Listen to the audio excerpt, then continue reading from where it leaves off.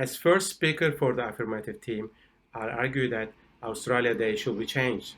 Australia was inhabited by more than 500 indigenous groups covering the whole continent.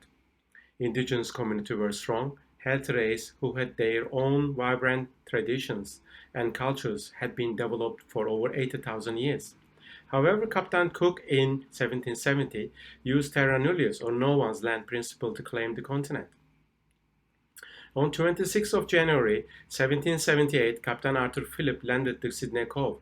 Arrival of the first fleet brought unknown diseases like smallpox, measles, and influenza, which devastated the indigenous population who were not immune. Moreover, indigenous people were sexually abused, murdered, riding them off the cliffs, mass shooting, and poisoning were widespread. It is important to recognize that celebrating Australia Day on this date is insensitive because of the day represents beginning of agony for Indigenous Australia.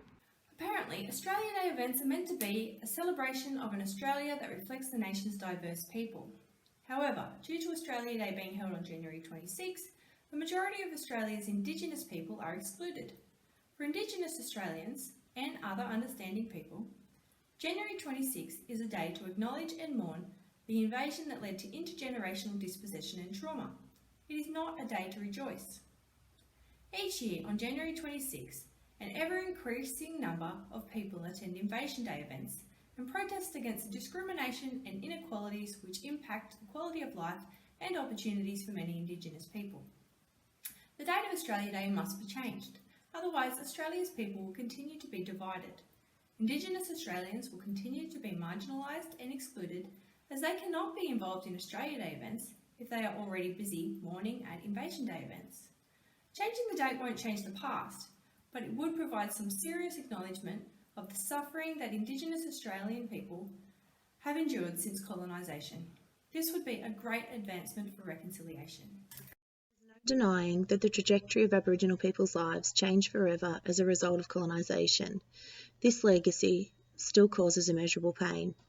If we continue to celebrate Australia Day on January 26, we continue to fail to acknowledge how fundamentally wrong our non-Indigenous predecessors got it.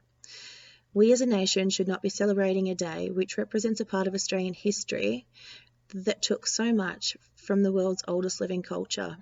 As non-Indigenous people, we cannot even begin to fathom what this was like and continues to feel like.